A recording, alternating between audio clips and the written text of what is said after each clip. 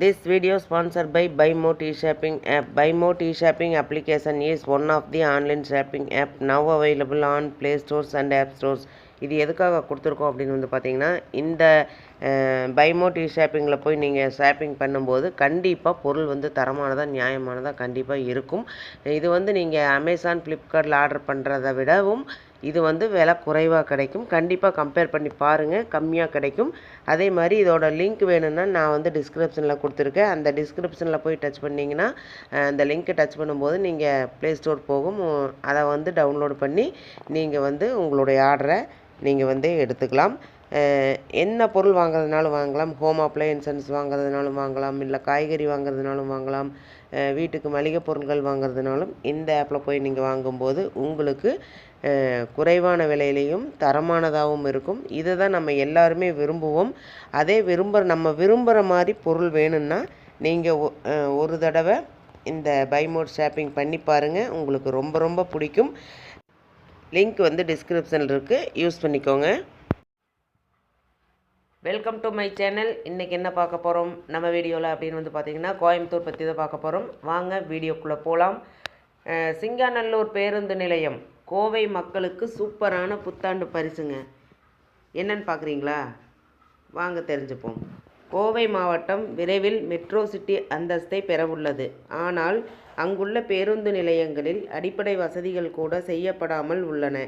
ஏற்கனவே காந்திபுரம் மற்றும் உக்கடம் பேருந்து நிலையங்கள் புனரமைக்கப்பட உள்ளது. தற்போது சிங்காநல்லூர் மற்றும் சாய்பாபா கோவிலில் பேருந்து நிலையம் புனரமைக்கும் பணிகள் விரைவில் தொடங்க உள்ளது. கோவை மாவட்டத்தில் பல்வேறு வளர்ச்சிப் பணிகள் நடந்து வருகின்றன. கோவை விமான நிலையம் விரிவாக்கம், கோவை ரயில் நிலையம் மற்றும் போத்தனூர் ரயில் நிலையங்களில் மேம்படுத்துதல் பணிகள் தொடங்க உள்ளன. அதேபோல் முக்கிய பகுதிகளிலும் மேம்பாலம் கட்டும் பணிகளும் நடந்து வருகின்றன.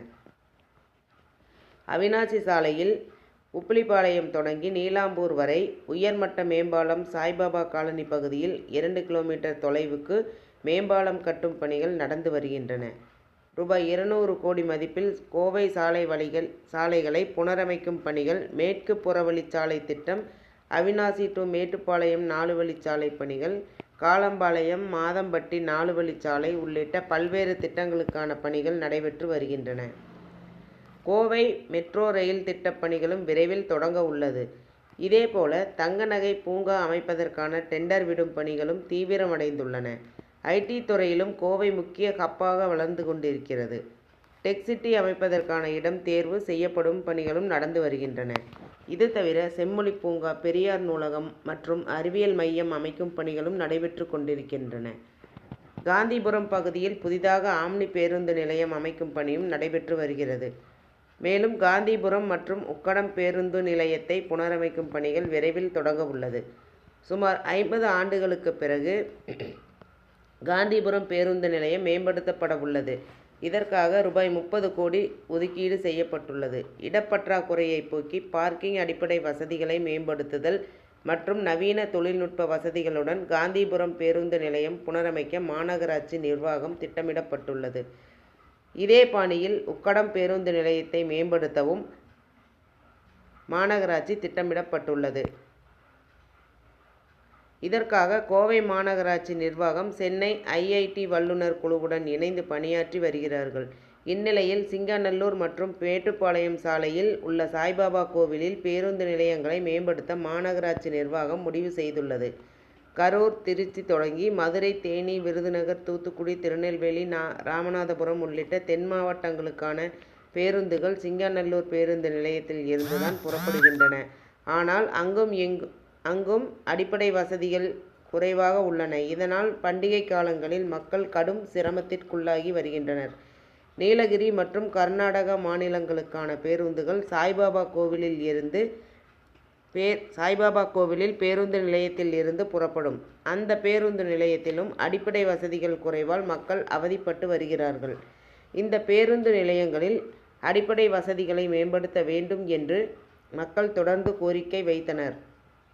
இதையடுத்து மாநகராட்சி மாமன்ற கூட்டத்தில் சிங்காநல்லூர் மற்றும் சாய்பாபா கோவிலில் பேருந்து நிலையத்தை மேம்படுத்த ரூபாய் 10 கோடி ஒதுக்கீடு தீர்மானம் நிறைவேற்றப்பட்டுள்ளது. இதற்கான பணிகள் தொடங்க உள்ளதாக மாநகராட்சி அதிகாரிகள் கூறியுள்ளனர். இந்த தகவல் உங்களுக்கு பயனுள்ளதாக இருக்கும்னு நினைக்கிறேன். மறுபடியும் இதே மாதிரியான செய்திகள் வேணும் அப்படின்னா நீங்கள் என்னோடய சேனலை சப்ஸ்கிரைப் பண்ணுங்கள், லைக் பண்ணுங்கள், ஷேர் பண்ணுங்கள் அண்ட் பெல் பட்டனை கிளிக் பண்ணி மறக்காமல் ஆளுங்கிற ஆப்ஷனை தட்டுங்க. அப்போ தான் இந்த மாதிரி செய்திகள் எல்லாம் உங்களுக்கு உடனுக்குடனே நோட்டிஃபிகேஷனாக வந்து சேரும். Thank you, bye bye.